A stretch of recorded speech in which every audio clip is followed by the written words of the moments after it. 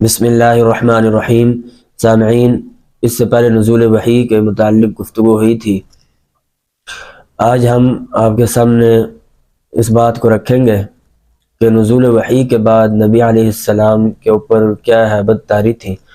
چنانچہ جب نبی علیہ السلام گھر تشریف لائے پہلی وحی کے نزول کے بعد، حضرت خدیجہ رضی اللہ تعالی عنہ نے ان کے اوپر چادر وغیرہ ڈالی اور ان کو تسلی دی۔ چنانچہ اس کے بعد وہ حضرت خدیجہ رضی اللہ تعالی عنہ نبی علیہ السلام کو لے کر ورقہ بن نوفل کے پاس لے گئی، کیونکہ یہ انجیل اور تورات کے پرانے عالم تھے اور بہت زیادہ عمر گزر چکی تھی ان کی۔ چنانچہ ان کے پاس لے کر گئی اور سلام وغیرہ کیا، گفتگو ہوئی اور بتایا، سارا صورتحال ان کے سامنے رکھی۔ تو پھر نبی علیہ السلام نے حضرت خدیجہ رضی اللہ تعالی عنہ نے ان سے کہا کہ آپ اپنے بھتیجے سے بات کیجئے، آپ خود پوچھ لیجئے۔ چنانچہ یہاں پر ورقہ بن نوفل نے ابتدائی کلام کیا تو نبی علیہ السلام نے ان کو جواب دیا، اور نبی علیہ السلام نے فرمایا کہ کیا مجھے مکہ سے نکال دیا جائے گا؟ تو اس وقت جو ہے ورقہ بن نوفل فرمانے لگے کہ بھئی اگر میں جوانی کی حالت میں ہوتا تو میں لازمی آپ کی مدد کرتا اور آپ کا ساتھ دیتا اور لوگوں کو سمجھاتا سب کچھ، کیونکہ یہ پرانے عالم بھی تھے تورات اور انجیل کے، تو لوگ ان کو جانتے تھے۔ چنانچہ یہ بحثت کے جو متعلق گفتگو ہوئی، یہ آپ کے سامنے واضح ہو گئی کہ 40 سال کی عمر تھی کہ نبی علیہ السلام کے اوپر نزول وحی ہوئی پہلی مرتبہ۔ اب اس کے دن کیا تھا، اس کے بارے میں ہے کہ وہ سوموار کا دن تھا، دوشنبہ جس کو کہتے ہیں، سوموار کا دن تھا اور صبح صادق کا وقت تھا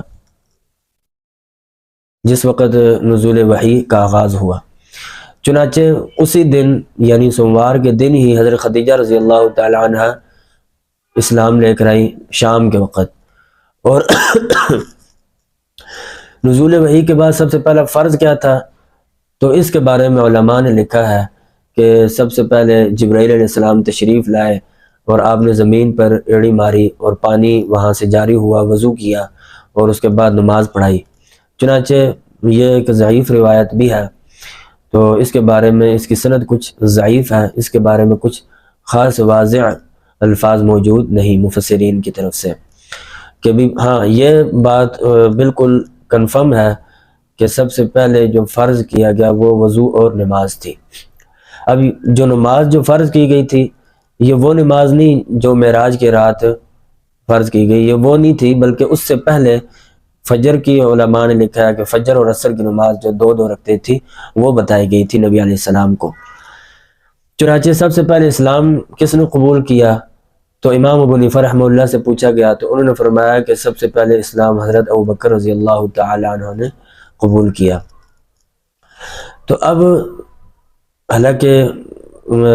سیرت کی کتابوں میں ہے کہ ظاہر بات حضرت خدیجہ رضی اللہ تعالیٰ عنہ نے سب سے پہلے اسلام قبول کیا، تو یہاں پر مفسرین نے لکھا ہے کہ حضرت خدیجہ، حضرت علی رضی اللہ تعالیٰ عنہ اور اسی طرح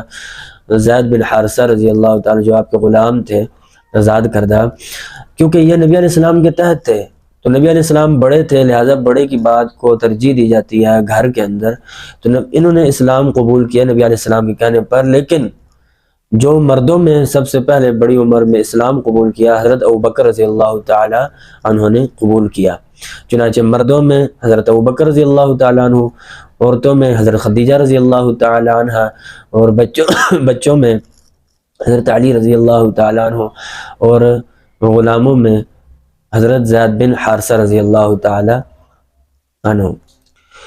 چنانچہ یہاں پر ایک چیز یہ پیدا ہوتی ہے کہ ورقہ بن نوفل جو حضرت خدیجہ رضی اللہ تعالی عنہ کے چچا زاد بھائی لگتے تھے،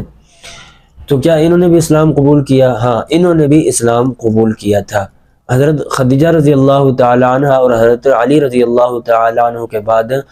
ورقہ بن نوفل نے اسلام کو قبول کیا تھا۔